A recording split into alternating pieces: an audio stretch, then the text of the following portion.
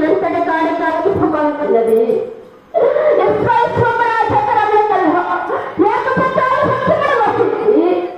చక్రవర్తి కుమారుడు లేకపోయేది కొడుక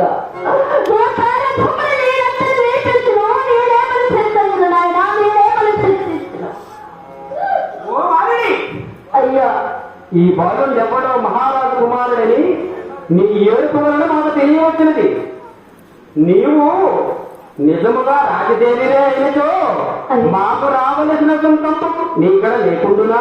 అయ్యా కాలమై పరిశ్రమోత్తమ పదవునివా నేను పరిచయం మాత్రమే పోయినా ఇదివరకే నిర్ణయించుకుంటేనే మీకేలా దయరాదు మహాత్మా, మీకేలా దయరాదు మహాత్మా.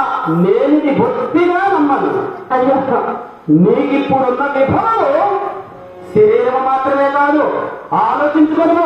అయ్యా ఆలోచించుకొని